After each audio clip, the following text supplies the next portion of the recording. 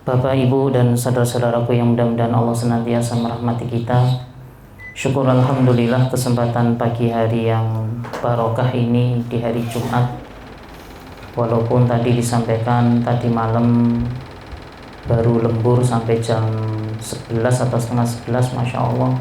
Pagi-pagi harus meruput lagi, harus berangkat kasih ke tempat pekerjaan ini. Mudah-mudahan lelah panjenengan semuanya, keringat yang panjenengan keluarkan ini berbarokah. Tidak hanya mendapatkan capek, tapi capeknya itu dicatat oleh Allah itu sebagai pahala. Makanya jangan grundel. Kalau misalkan pasti ada tambahan pekerjaan yang memang harus diselesaikan, nikmati saja. Grundel itu cuma dapat capek. Mending ikhlaskan, kemudian nikmati, dapat pahala, daripada hatinya itu nggak nyaman, kemudian kerjanya juga akhirnya malah hatinya negatif thinking, maka di hadapan Allah malah tidak mendapatkan balasan apa-apa kecuali capek, greges, itu saja, kan eman-eman. Maka setiap pekerjaan apapun terkadang dadaan harus kerja tambahan sampai 1 jam, 2 jam, 3 jam, bahkan mungkin tambah 5 jam. Terima dengan lapang dada, ikhlaskan, biar itu menjadi pahala. Karena Allah itu akan menerima aktivitas kita pada saat dilaksanakan dengan ikhlas.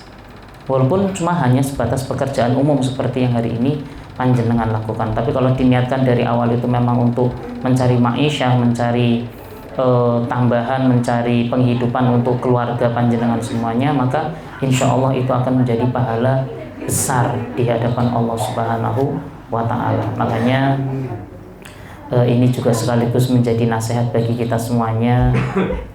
Terkadang keadaan itu tidak memberikan kepada kita itu kenyamanan secara fisik. Terkadang itu hati ini menolak, tapi kalau misalkan kita meyakini tentang takdir Allah, hari ini ternyata harus lembur, ini merupakan takdir dari Allah. Kita nggak boleh gara-gara ini jadinya malah kita lembur, gara-gara ada ini kemudian kita nggak. Sebenarnya itu kita kalau misalkan orang yang menjadi orang yang beriman kepada Allah, segala sesuatunya itu dikembalikan kepada Allah. Kita sudah berikhtiar, berusaha semaksimal mungkin, ternyata harus nambah jam. Ini qadarullah. Makanya sampai ada hadis, jangan sampai kita itu menyampaikan seandainya ini tidak dilakukan pasti ini tidak terjadi. Itu nggak boleh ternyata. Makanya hati-hati pada saat kita itu setiap kali aktivitas kita itu dihadapkan dengan sesuatu yang mungkin tidak pernah kita bayangkan, sampaikan saja qadarullah. Ya, takdirlah hari ini Allah mentakdirkan saya harus pulang malam. Takdir hari ini saya harus meninggalkan istri dan anak saya sampai jam 10, jam 11 malam. Dan itu akan mengikhlaskan hati kita itu merasa ridho kepada Allah. Nyaman, jadi orang beriman itu nyaman. Tapi kalau orang yang imannya itu tipis, itu soalnya grundel terus itu. Tambah sedikit pekerjaan udah, waduh kok ngene, jane Pak Rene malah ngene. Akhirnya apa? Menyalahkan keadaan, dan itu tidak diperbolehkan oleh Rasul kita. Makanya beliau menyampaikan jangan sampai kita itu menyampaikan seandainya hal ini tidak dilakukan maka ini tidak akan terjadi. Kita malah menyalahkan keadaan, dan itu tidak diperbolehkan. Maka Masya Allah, dengan mungkin keadaan fisik yang mungkin masih capek, masih ngantuk, kemudian hari ini disiram lagi dengan nasihat-nasihat yang semakin tambah ngantuk ya. Nanti kalau misalkan mau tidur nggak apa-apa, kesempatan istirahat tambahan 1 jam ini nggak apa-apa. Yang pasti telinganya dibuka biar menyerap ilmu, walaupun matanya tertidur. Insya Allah mudah-mudahan menjadi berkah semua. Karena kata Rasulullah, siapapun yang hadir dalam sebuah majelis ilmu, walaupun dia itu cuma sekedar hadir tok, dapat pahala, dapat keberkahan. Misalkan cuma kesini, cuma niatnya cuma tidur tok, pun tetap dapat keberkahan dari sebuah majelis.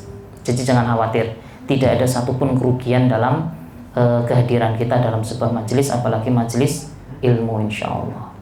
Salat dan salam semoga tetap tercurah pada Rasulullah kita, Nabi Allah Muhammad SAW, Nabi yang kita jadikan suri toladan dalam kehidupan kita, sehingga kita berharap mudah-mudahan kelak nanti di yaumil akhir kita mendapatkan syafaat dari Rasulullah Sallallahu Alaihi Wasallam.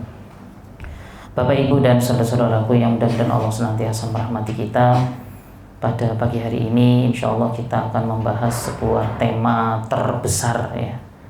Kalau kemarin kita membahas dosa-dosa besar, hari ini kita akan membahas dosa yang terbesar. Kalau kemarin ada zina, ada riba, ya, kemudian mungkin ada pernah dengar kita membunuh, kemudian juga merampok dan seterusnya yang masuk dalam dosa-dosa besar yang kesemuanya itu akan dibalas oleh Allah pada saat kita belum bertaubat kepada Allah.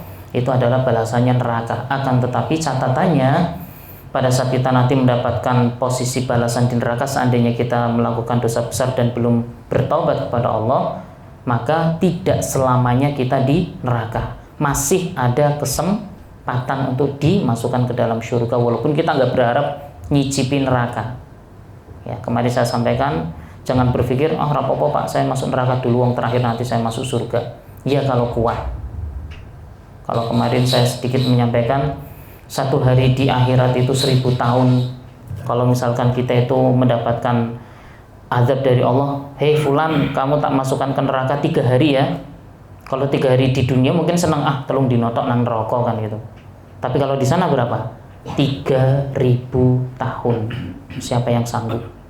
1 detik saja itu seseorang dicelupkan ke dalam neraka, otaknya itu sudah meleleh. 1 detik celup gitu, udah meleleh semua. Apalagi 3000 tahun, atau bahasa Allah itu 3 hari saja misalkan seperti itu.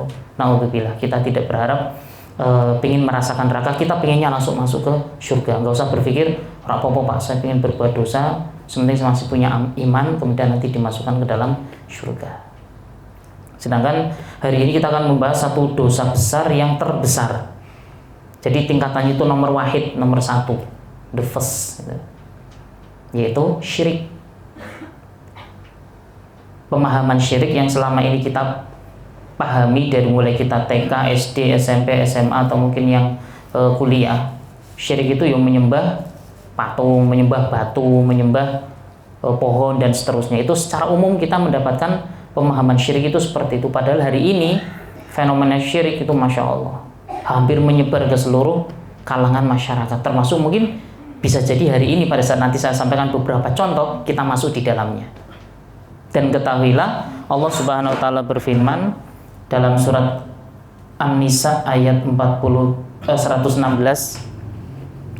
Allah Subhanahu wa taala berfirman, "A'udzubillahi minasyaitonirrajim. Innallaha la yaghfiru ayyushraka bih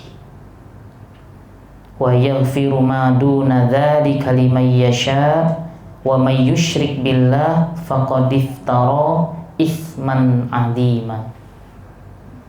Allah berfirman, sesungguhnya Allah tidak akan pernah mengampuni dosa syirik, ayyushraka bih, orang yang melakukan kesyirikan kepada Allah Subhanahu wa taala. Nanti kita jelaskan sedikit pemahaman tentang syirik. Wa yaghfiru ma duna dzalika liman yasha, dan Allah akan mengampuni dosa selain syirik walaupun itu dosa besar. Zina, riba, membunuh dan seterusnya. Allah bisa mengampuni dosa selain syirik. Jadi ada satu dosa yang seandainya kita mati dalam keadaan syirik, musyrik, Allah tidak akan pernah mengampuninya dan jatahnya berada di neraka selamanya. Walaupun hariannya dia beribadah kepada Allah, KTP-nya Islam, sholat, zakat, puasa, bahkan haji berkali-kali. Tapi pada saat dia melakukan kesyirikan kepada Allah, tidak ada jatah masuk ke dalam surga. Berada di neraka dan itu abadan, selamanya. Makanya ini dosa yang paling mengerikan. Dan kita harus memahami yang masuk dalam posisi syirik ini apa saja. Makanya secara pemahaman dari para ulama adalah syirik itu adalah menjadikan tandingan kepada Allah Subhanahu wa taala sebagai pencipta kita.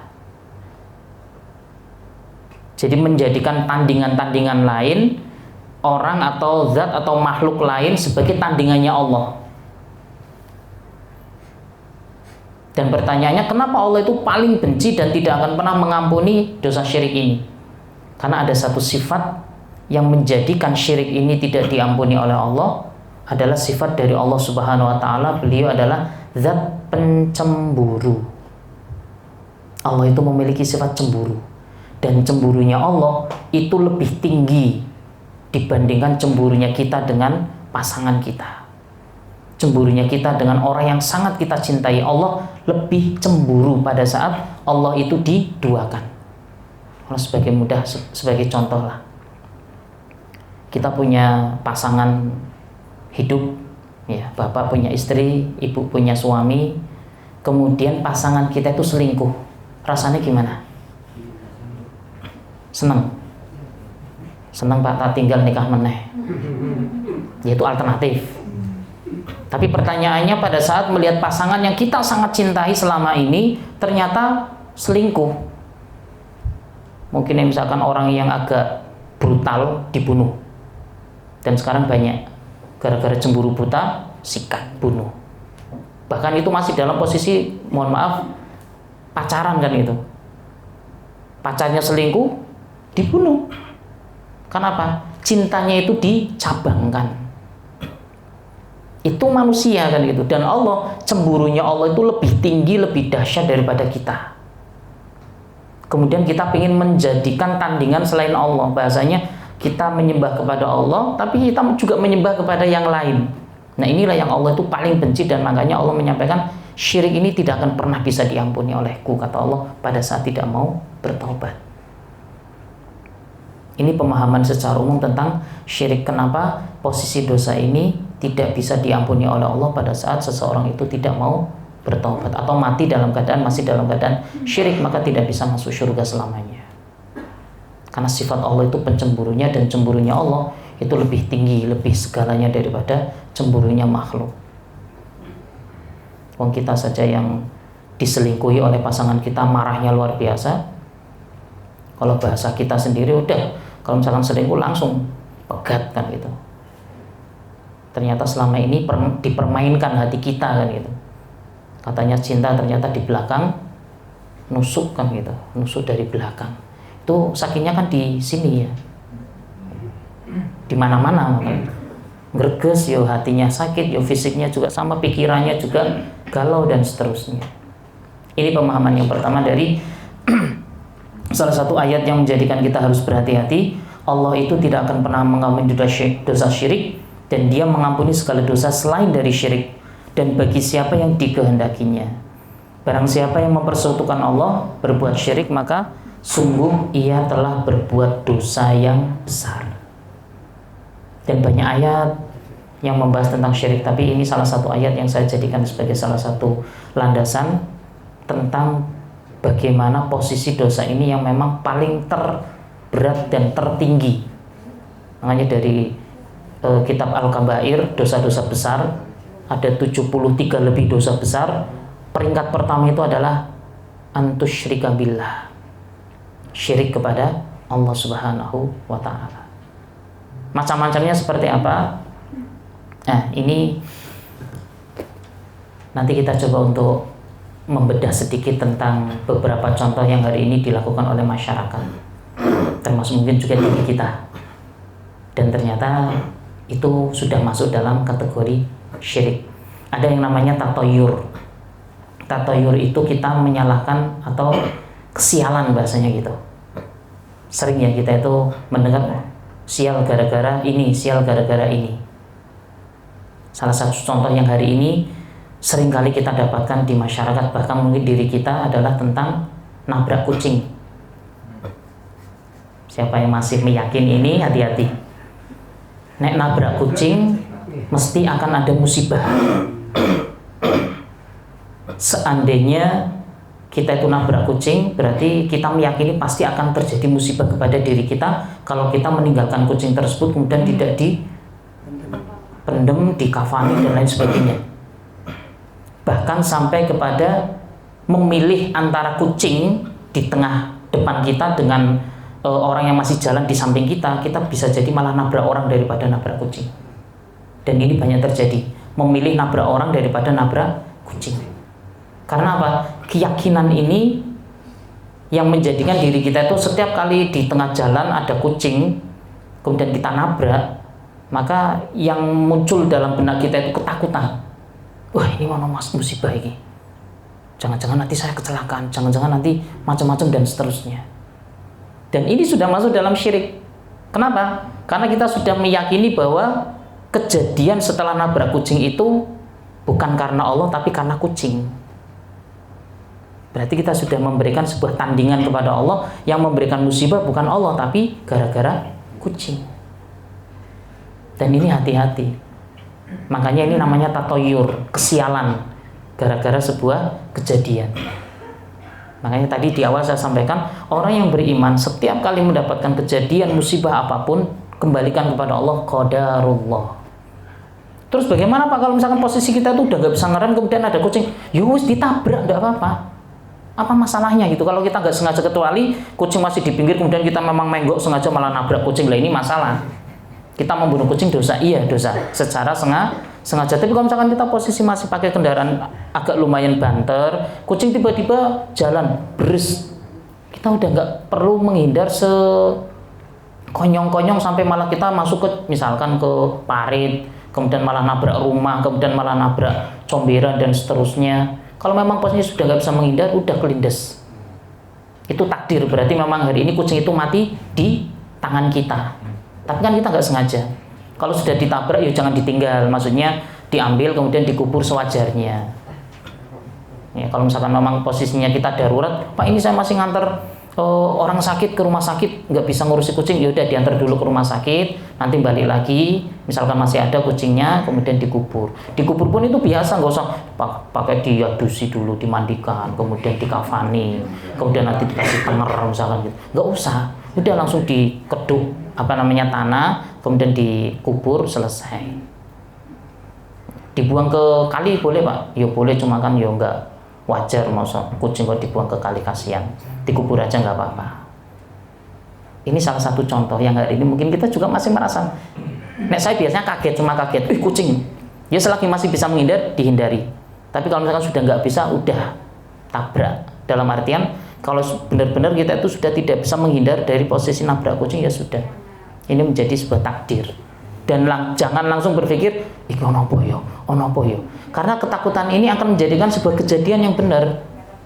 Makanya setelah itu, loh atau benar, ternyata keluarga saya ada yang meninggal gara-gara saya nabrak kucing. Berarti meninggalnya keluarga kita gara-gara kucing, malah kucing yang disalahkan. Sudah mati disalahkan kan itu. Ini salah satu contoh. Ya. Kemudian kejatuhan cicak. Misalkan kita masih duduk kemudian cetok, wah cicak ini sial lagi ini, apa ini kan itu. Banyak sekali kejadian yang hari ini kelihatan simpel tapi itu sudah masuk dalam tatoyur, sudah masuk dalam kesyirikan. Kenapa? Kita sudah melihat sebuah kejadian itu terjadi gara-gara hal itu, gara-gara cicak jatuh kemudian kita dapat musibah, gara-gara cicak jatuh kemudian kita dapat sakit dan seterusnya. Sama pada saat kita membahas misalkan bulan Muharram atau Suro, ini hari ini masih kental sekali di di lingkungan kita, termasuk mungkin juga diri kita. Bulan Suro itu banyak nikah atau nggak ada Bu Pak? Nggak ada. Kenapa? Serem ya. Nikah di bulan Suro serem. Nyamari pokoknya ojo nganti nikah itu di bulan Suro. Ini juga termasuk di dalamnya. Padahal ayat Allah yang membahas tentang bulan Muharram atau bulan Suro itu termasuk dalam bulan suci yang disucikan oleh Allah Subhanahu wa taala dan itu merupakan bulan mulia. Bahkan Muharram sendiri itu dikatakan sebagai syahrullah. Bulannya Allah itu di Muharram. Hari ini sudah mulai nggak terlalu kenceng kayak dulu. Jadi masyarakat sudah mulai terbuka dan saya banyak teman-teman yang memang sengaja itu nikahnya itu di tanggal 1 Suro. Dan hari ini pun nyaman biasa, nggak ada apa-apa. Keluarganya juga sakinah mawaddah warahmah. Seandainya tuh ada kekurangan dalam keluarga itu sudah biasa, namanya keluarga itu mesti ada masalah. Ini juga hari ini tuh kita pun masih kadang itu nggak berani misalkan tenang kok sih, tapi kok masih agak ragu kan itu. Nah, misalkan saya punya anak perempuan tak nikahkan di Muharram, lah njur piye nanti. Masih ada ketakutan. Karena kita menganggap bahwa itu adalah sebuah kesialan. Padahal kita tidak boleh menjadikan sebuah sebab kesialan itu menjadi sebuah sebab di mana kita itu meyakini kejadian terjadi itu gara-gara hal tersebut. Dan semua bulan itu baik semua. Tidak ada satu bulan yang diharamkan oleh Allah. Kalau Muharram itu memang diharamkan untuk berperang. Ya, itu bulan damai antara orang Islam dengan non Muslim, itu nggak boleh berperang. Tapi kalau kita di bulan itu diserang, ya kita nyerang, bahasanya dalam pembahasan di ayat perang itu seperti itu. Ya, termasuk kemarin itu ada sebuah kejadian di daerah Jawa Barat. Setiap kali lewati terowongan harus mencet bel. Ada yang setiap kali lewat jembatan harus buang rokok sebagai mahar untuk penunggunya. Ini kalau kita yakini sudah masuk dalam syirik, hati-hati. Kejadian-kejadian yang hari ini kita senantiasa menjadikan sebuah ketakutan. Malam Jumat Kliwon ini juga serem loh. Setiap kali malam Jumat Kliwon pokoknya hawanya itu hawa menyeramkan. Padahal malam Jumat itu malam yang barokah, malam yang sangat luar biasa. Jadi kalau misalkan sudah masuk malam Jumat, hati-hati. Ada kejadian apa langsung, ini malam Jumat, pantesan gak ada yang beli di toko saya, ini malam Jumat Kliwon. Kemudian biasanya yang ojol misalkan, ini hari ini kok sepi, nggak ada yang minta diantar. Oh ternyata hari ini Jumat Kliwon. Jadi disangkut pautkan dengan hari yang sebenarnya hari itu nggak salah kan itu. Dan beberapa contoh yang lain yang berada di kanan kiri kita. Angka 13 ini juga angka serem. Sampai dalam sebuah kalau nggak salah di Jakarta itu buat hotel 1 sampai 25, nomor 13-nya itu enggak ada. 1 2 3 4 5 sampai 12, setelah itu 14. Loh, 13 kenapa enggak ada? Angker. Sehingga setiap kali nomor 13 itu nomor angker. Ini sudah menjadikan sebuah kekuatan selain dari Allah, padahal segala sesuatunya itu berasal dari Allah Subhanahu wa Ta'ala. Makanya orang yang beriman itu paling nyaman. Makanya saya sampaikan, hidup orang yang beriman itu sendiri itu lebih nyaman daripada orang yang tatoyur seperti ini. Kalau misalkan kita masih meyakini seperti itu, siap-siap saja nggak tenang, bener. Sampai kepada weton, mohon maaf. Teman saya kemarin itu mau nikah, itu gagal gara-gara orang tuanya itu ngitung-ngitung weton rak cocok. Padahal sudah 2 tahun pacaran, bahasa kita ya. Sudah persiapan nikah, udah mantep, sudah nembung. Ketemu mbahnya, si mas tak hitung si wetone, nggak cocok, nggak boleh nikah, nangis tuh, gara-gara weton. Makanya orang Jawa itu memang luar biasa ya, kebanyakan bukan dikatakan klinik ya, tapi memang kepercayaan yang sebenarnya itu secara Al-Quran dan hadis itu tidak ada dasar, tapi dijadikan sebagai kayak sebuah keyakinan sehingga menyebar sampai di tempat kita, sampai di kalangan kita, sehingga itu kayak menjadi sebuah aturan, sebuah kewajiban kita harus mentaati dari sebuah kepercayaan itu. Padahal secara hadis, secara Al-Quran, secara syariat itu tidak pernah dibahas oleh Islam ini kan gitu. Ya tinggal kita itu nanti memilih, mau memilih kepercayaan terus sampai kapanpun, sampai anak cucu kita, atau kita melepaskan hal itu kemudian kita menjadi orang yang nyaman. Mau nikah kapan saja silahkan, mau hari Jumat Kliwon atau Jumat Wage atau PON itu juga nggak ada masalah. Mau di telakson atau tidak, kalau misalkan memang setelah kita nggak telakson ternyata kita kecelakaan, takdirnya kecelakaan bukan karena telakson.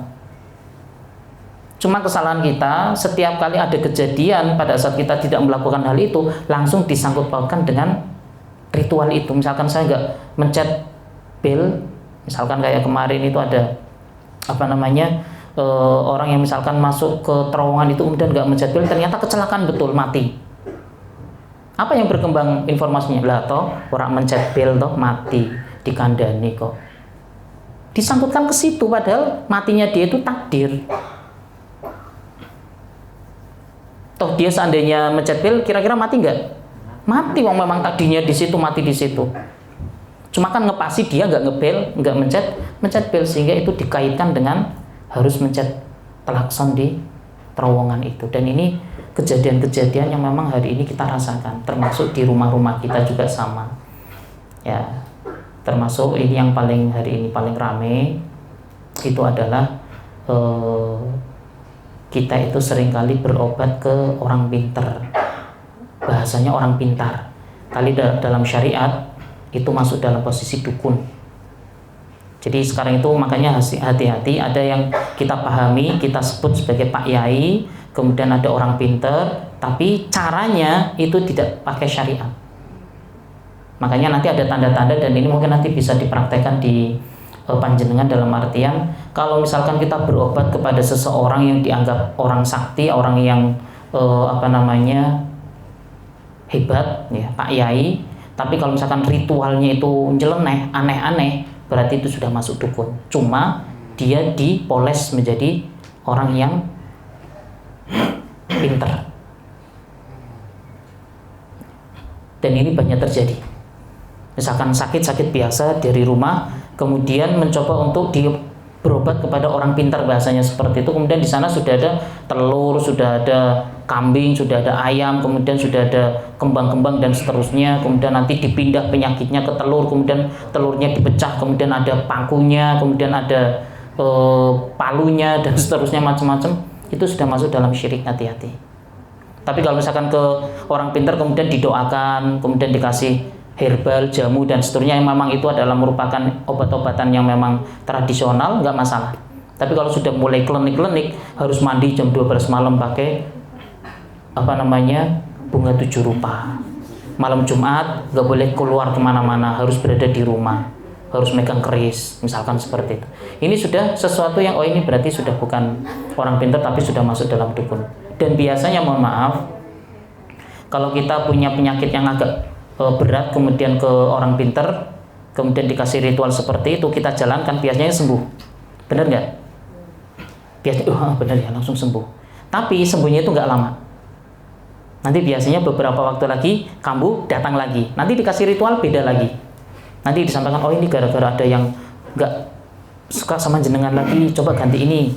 Nanti ritualnya diganti lagi, sembuh lagi. Nanti tambah lagi, kesana lagi terus. Jadi memang mereka tuh memang pengennya biar terus ke tempat mereka terus, dan itu ada maharnya. Walaupun terserah, nggak apa-apa mau ngasih berapa, terserah. Makanya ini juga masuk dalam perdukunan yang dibalut dari ini, karena kalau bahasa kita membahas tentang perdukunan, ada dukun putih, ada dukun hitam. Ya, bahasanya kalau bahasa kita itu dukun putih itu ya dalam artian memang yang mereka itu bukan dukun asli, tapi memang orang yang memang punya keahlian dalam bidang medis, ya, kemudian dalam bidang herbal, kemudian memang membuka praktek, dan itu berlaku untuk umum, dan itu bisa dipelajari oleh siapapun. Tapi kalau misalkan sudah pakai klinik-klinik macam-macam syarat, itu biasanya hanya dia sendiri yang melakukan itu, yang bisa dia lakukan. Dan ketahuilah, sembuhnya seseorang dari perdukunan itu gara-gara keyakinan. Ini dukun hebat, saya ke sana, kemudian dikasih air putih diminum, itu langsung sembuhkan. Apa keyakinan kita itu terlalu kuat terhadap dukun tersebut atau orang pintar tersebut, sehingga kita pulang sembuh. Tapi nggak lama, biasanya itu balik lagi.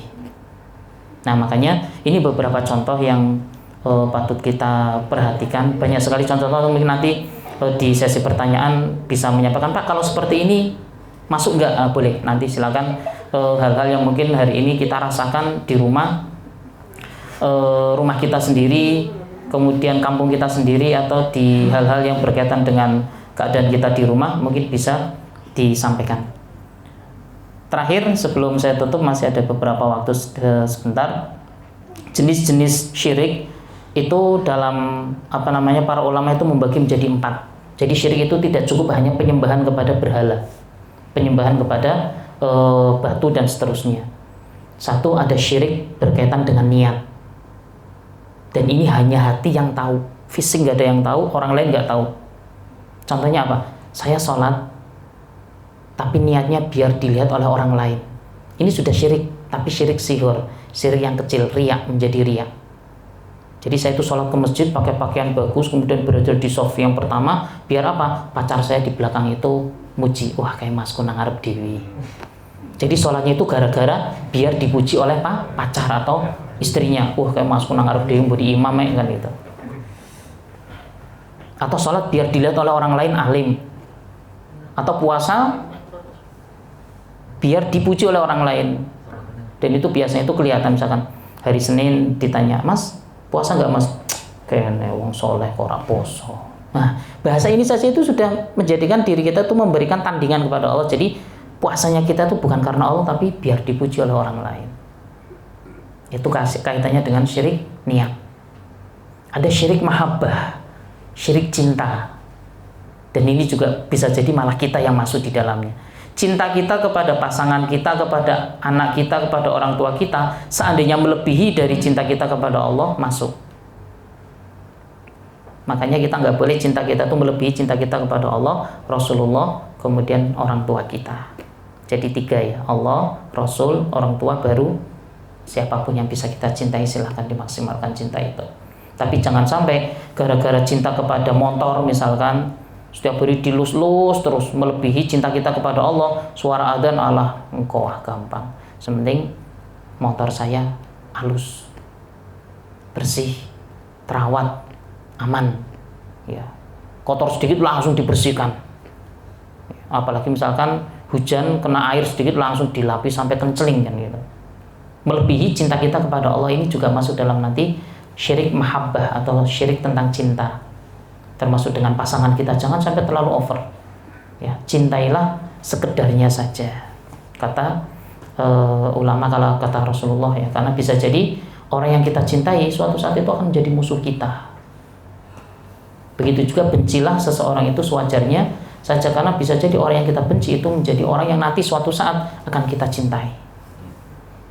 Dan itu banyak terjadi hari ini. Dulu jenengan misalkan pacaran sama sebelum dengan pasangan hari ini, dulu cintanya kayak apa kan gitu. Sekarang cinta atau benci? Wah, nek ketemu Pak tak cross Pak misalkan gitu. Kenapa? Dulu cinta tapi sekarang bisa jadi benci. Kenapa? Dia mengkhianati saya Pak. Makanya sekarang saya tuh nggak ada rasa cinta sama sekali. Adanya malah benci kan gitu. Sampai seperti itu ulama menyampaikan ya. Jadi jangan sampai kita tuh mencintai seseorang melebihi dari Allah Subhanahu wa Ta'ala. Kemudian cinta syirik dalam ketaatan. Bahasanya apa? Kita sholat kepada Allah, kita menyembah kepada Allah, kita kenal kepada Allah, tapi kita juga menyembah kepada yang lain. Hari ini yang banyak itu adalah menyembah kepada kuburan. Saya tidak menyalahkan ziarah. Ziarah itu sunnah, Masya Allah. Ziarah menuju ke makam, apalagi makam wali, makam orang yang soleh, itu adalah sunnah dari Rasulullah SAW. Cuma yang bermasalah itu apa? Niat dari masing-masing orang yang ziarah. Dan hari ini banyak yang berziarah itu niatnya untuk apa? Pengelarisan, biar warung saya itu rame, biar malah ada yang nyari nomor kan gitu. Nanti ngitung patokan di kuburannya itu berapa, itu jadikan nomor kan gitu.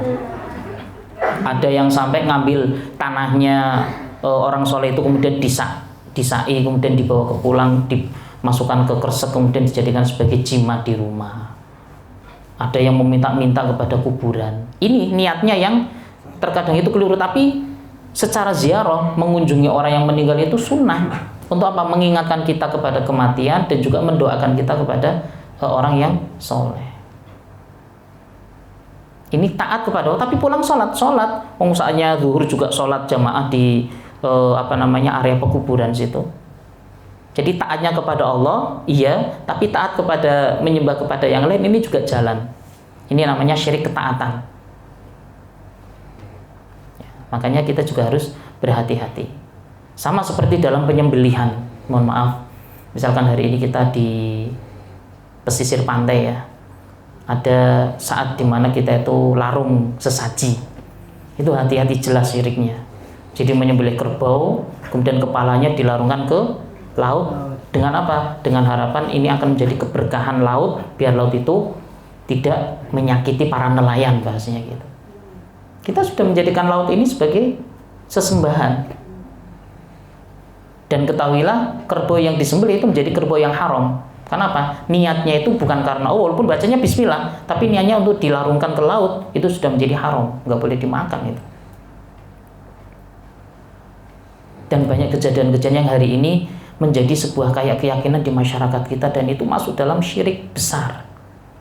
Makanya saya itu khawatir sekali kalau misalkan kita nggak memahami tentang syirik ini, harian kita itu dilakukan dengan kesyirikan, ujuk-ujuk kita meninggal, kemudian ternyata amal kita itu salah satunya dari bencana syirik itu menghapuskan seluruh amal baik kita, seluruhnya itu hapus.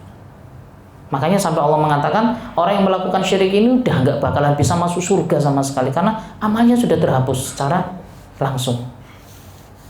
Sebanyak apapun sholat kita, zakat kita, sedekah kita, puasa kita, haji berkali-kali, nggak ada efek sama sekali di hadapan Allah kalau kita melakukan kesyirikan ini. Makanya ini sebenarnya itu masih panjang ya, pembahasan tentang syirik, tapi paling tidak kita membayangkan bahwa oh ternyata hari-harian kita yang selama ini mungkin intinya itu apa? Ketakutan-ketakutan yang tidak berdasar, kalau kita diteruskan itu nanti akan menjadi sebuah keyakinan dan itu menjadi kesyirikan. Makanya sebagai kesimpulan, beruntunglah menjadi orang-orang yang beriman karena segala sesuatunya itu dikembalikan kepada Allah Subhanahu wa taala. Qadarullah. Misalkan laut hari ini banyak ombaknya sampai 2 meter dan seterusnya, ya karena memang situasinya memang harus masih pasang. Ya, kemudian hari ini kita kayaknya kok hartanya kok agak cepat, agak susah. Ya bisa jadi memang ekonomi masih lesu. Jangan menyalahkan segala sesuatunya itu karena keadaan. Apalagi sampai menyalahkan makhluk. Ya kucing disalahkan, cicak disalahkan. Apalagi kalau misalkan ada burung perenjak itu pagi-pagi, perenjak. Oh, no rezeki iki. Mata berkedip saja itu tip. Wah, iki ono apa iki? Kedipnya di atas nanti dapat musibah, kedip di bawah dapat rezeki. Nah, kedip dua-duanya. Itu kalau kita nggak hati-hati masuk dalam tatohiyar. Jadi kalau misalnya kedip itu biasanya kalau secara medis itu kan capek, mata itu capek sehingga kedip. Tapi kalau kita orang Jawa biasanya, apa ya, kok meripatku kedip terus ya? Jangan-jangan arep entuk rezeki kan itu. Nah, ini malah dikaitkan dengan sesuatu kejadian yang kita juga belum tahu. Jadi mudah-mudahan itu yang bisa saya sampaikan terkait dengan pembahasan kita tentang asyirk atau syirik, dosa terbesar, dosa nomor wahid, dosa nomor 1. Kalau kita mencoba untuk memahami lebih jauh, insya Allah mudah-mudahan kita bisa menghindar hal itu. Jadi keadaan apapun yang kita alami, kembalikan semuanya itu kepada Allah. Jangan kembalikan kepada gara-gara situasi dan kondisi atau kejadian sebelumnya. Nggak ada sangkut pautnya. Kematian, sakit, harta, rizki dan lain sebagainya, kejadian apapun itu sudah diatur oleh Allah, bukan karena sesuatu. Ya, itu yang perlu kita pahami sehingga kita itu nyaman. Hidup itu enggak gerusak-gerusu, enggak galau, enggak bingung. Kita hadapi hidup ini dengan nyaman, dengan enak, insya Allah. Mudah-mudahan itu yang bisa saya sampaikan. Kurang lebihnya mohon maaf. Silakan, masih ada waktu beberapa menit untuk dibuka session pertanyaan seandainya masih ada yang perlu disampaikan. Saya kembalikan ke pembawa acara. Alhamdulillah. Alhamdulillah, terima kasih Bapak Ustadz Anu untuk tausiahnya. Menginjak sesi berikutnya yaitu seksi tanya jawab. Monggo dari bapak-bapak atau ibu-ibu dulu. Bapak-bapak dulu mungkin ada yang ditanyakan.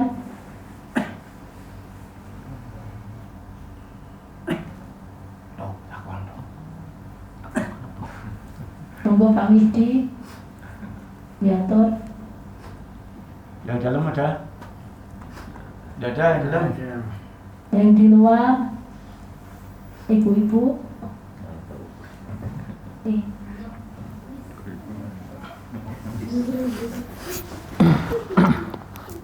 Assalamualaikum warahmatullahi wabarakatuh. Waalaikumsalam.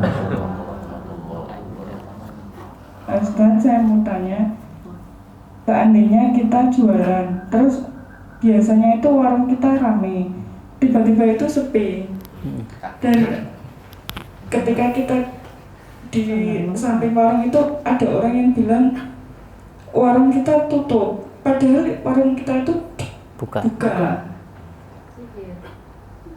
Nah, itu kita datang ke Pak Yai dan bilangnya Pak Yai itu ditaburi tanah kuburan gitu. Nah, kita datang ke Pak Yai itu termasuk syirik enggak? Dan yang kedua, ketika kita jualan itu kadang-kadang badan itu rasanya panas, warung sepi dan rasanya itu panas, nggak enak. Terus kita ke Pak Yai katanya ada yang menyerang diri kita gitu. Iya. Terus kita dikasih air putih dan disuruh sholat dan lain-lain. Dan ternyata itu sembuh dan kembali normal seperti biasanya. Mohon jawabannya, kiranya hanya itu yang saya tanyakan. Wassalamualaikum warahmatullahi wabarakatuh. Waalaikumsalam warahmatullahi wabarakatuh. Nggih, saya jawab dulu nggih. Dua pertanyaan. Yang pertama, Ibu warungnya warung makan atau warung kelontong, Ibu? Warung makan. Warung makan sih. Warung makan buka, tapi kok orang lain mengatakan kok tutup kan gitu. Ini memang kejadian ini sudah menjadi kejadian yang lumrah ya, lumrah dalam artian antar satu warung dengan warung yang lain itu terkadang memang saingan. Cuma yang kita nggak tahu adalah saingan yang kurang sehat. Nah, misalkan secara fisik mungkin nggak masalah, tapi mereka itu biasanya nyerangnya itu pakai dukun juga. Dan ini sudah sangat bisa kita pahami, kejadian ini sudah lumrah terjadi. Jadi antar satu warung dengan yang warung yang lain, yang satunya rame, yang agak sepi ini agak gundah gulana, kemudian nyari penglarisan, kemudian nyerang yang warung yang satunya. Kemudian sampai bisa jadi, saya sampaikan bisa jadi warung ibu itu memang diserang, dalam artian diserang dalam posisi tanda kutip dalam posisi gaib ya.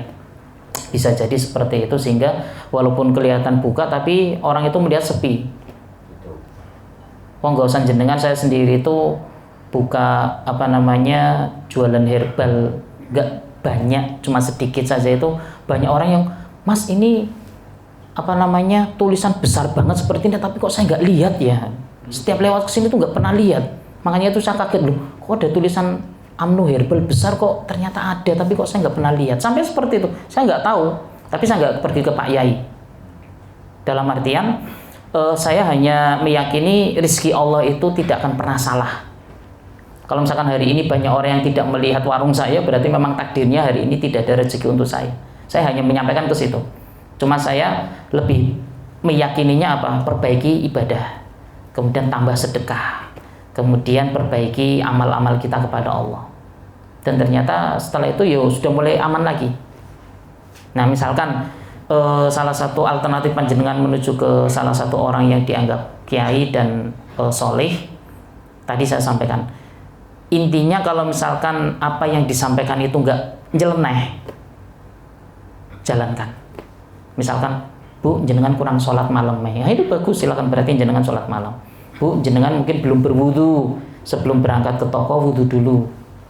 Bu, jenengan pas buka pintu itu mungkin lupa nggak baca basmalah, baca basmalah. Itu kalau masukannya adalah masukan yang berkaitan dengan kebaikan, nggak masalah kita kerjakan.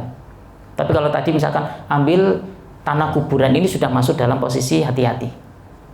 Apa hubungannya tanah kuburan dengan ditaburkan kemudian menjadi benteng dan lain sebagainya? Karena sekali lagi, kalau kaitannya dengan serangan dari dukun dan lain sebagainya, tidak ada satupun yang bisa mengendalikan kecuali kekuatan kita dengan Allah, ibadah kita dengan Allah, itu udah aman. Kalau saya biasanya gitu ya. Termasuk juga misalkan tadi misalkan badan panas tiba-tiba, padahal biasa nggak terlalu panas hawanya, tapi kok greges dan seterusnya, ini juga sepi dan seterusnya. Apakah kemungkinan itu bisa diserang? Bisa jadi. Hari ini itu nggak ada yang tidak mungkin. Rasulullah saja itu pernah kena sihir. Rasul sendiri loh ya.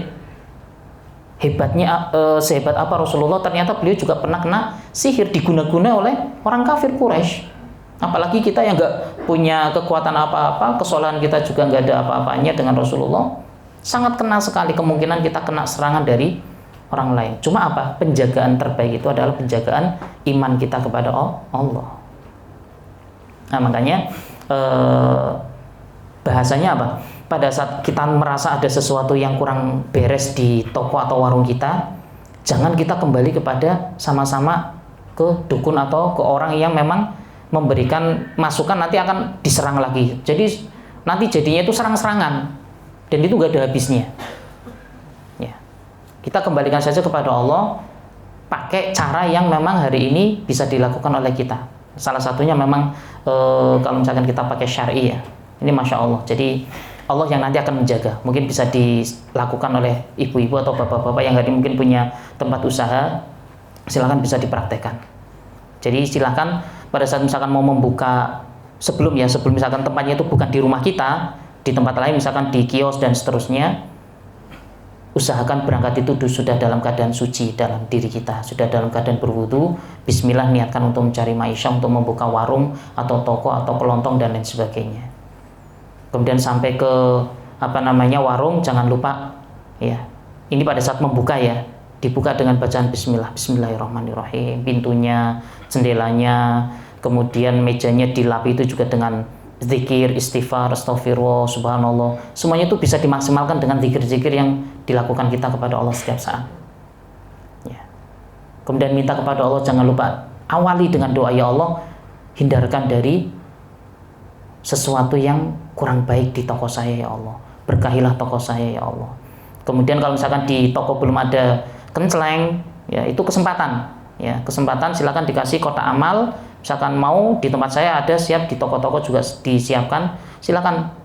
Minimal kalau misalkan kita meyakini bahwa sedekah itu juga menghindarkan dari mara bahaya, termasuk dari serangan yang tidak kita tahu.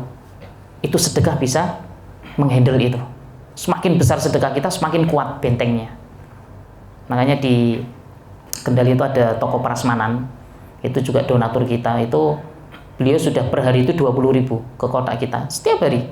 Hari ini masih ramai, masya Allah, dan tidak akan pernah berkurang orang yang bersedekah. Makanya yang punya usaha, misalkan ada orang atau lembaga yang menitipkan kotak, jangan ditolak.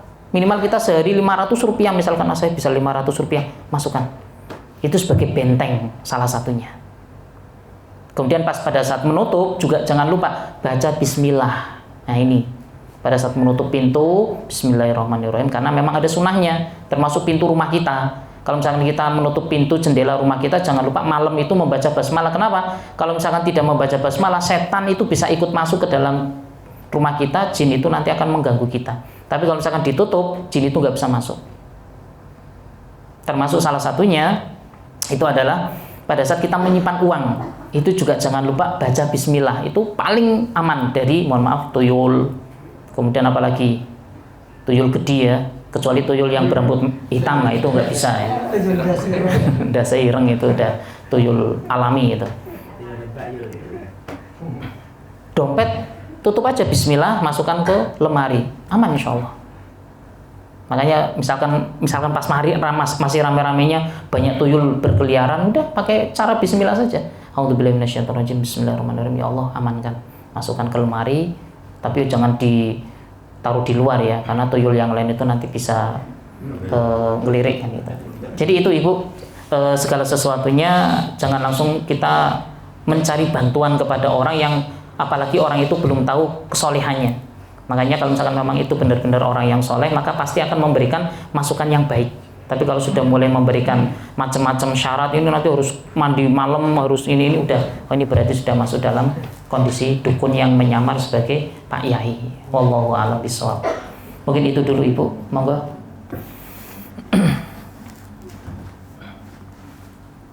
Mungkin ada yang lain.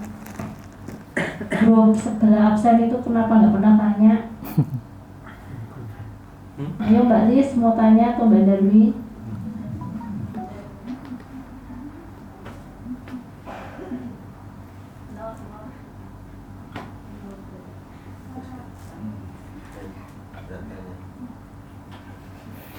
Cukup Pak Ustadz, mungkin Cukup. ditutup dengan doa. Bismillah, untuk mengakhiri kajian pada pagi hari ini kita menundukkan kepala sejenak untuk meminta kepada Allah perlindungan dari gangguan baik secara fisik maupun non fisik yang kita nggak tahu. Terkadang juga banyak orang yang nggak suka dengan kita, kemudian juga memakai cara yang kita nggak tahu juga caranya dengan menggunakan perdukunan atau tidak. Sekali lagi, benteng terbaik itu adalah Allah Subhanahu wa Ta'ala. Jadi orang yang beriman tidak akan pernah khawatir, walaupun diserang bolak-balik masih punya Allah. Jangan pernah kita tuh kembali kepada perbuatan yang sama, kita cari dukun lagi untuk nyerang. Jadi itu perbuatan yang sama-sama musyrik, dan kita takutkan kalau misalkan mati dalam keadaan seperti itu, kita maksudnya tidak akan pernah bisa masuk ke dalam syurganya Allah. Naudzubillah. Al-Fatihah. A'udzubillahi minasyaitonirrajim. Bismillahirrahmanirrahim. Alhamdulillahirabbil alamin, arrahmanirrahim, maliki yaumiddin. Iyyaka na'budu wa iyyaka nasta'in, ihdinas siratal mustaqim. Shiratal ladzina an'amta 'alaihim ghairil maghdubi 'alaihim waladdallin. Amin. Alhamdulillahirabbil alamin, hamdan na'imin, hamdash syakirin, hamdan yu'afi ni'amahu wa yukafi mazidah. Ya Rabbana lakal hamdu kama yanbaghi li jalali wajhikal karim wa 'azimi sultanik. Allahumma salli wa sallim wa barik ala Muhammadin wa ala ali Muhammad. Rabbana zalamna anfusana wa illam taghfir lana wa tarhamna lanakunanna minal khasirin. La ilaha illa anta subhanaka inni kuntu minadh dhalimin. Allahumma inna nas'alukal husnul khatimah. Allahumma inna nas'alukal huda wat tuqa wal afafa wal ghina. Ya muqallibal qulub, tsabbit qulubana ala dinik wa ta'atik. Allahumma inna nas'aluka salamatan fid din wa afiyatan fil jasad wa ziyadatan fil ilmi wa barakatan fil rizqi wa taubatan qoblal maut wa rahmatan indal maut wa maghfiratan ba'dal maut. Allahumma hawwin alaina fi sakaratil maut wan najati minan nari wal afa indal hisab. Rabbi firli wa liwalidayya warhamhuma kama rabbayani shaghira. Rabbana hab lana min aswajina wa dhurriyyatina qurrata a'yun waj'alna lil muttaqina imama. Rabbana atina fid dunya hasanah wa fil akhirati hasanah wa qina adzabannar wa qina adzabannar wa qina adzabannar. Walhamdulillahi rabbil alamin. Assalamualaikum warahmatullahi wabarakatuh.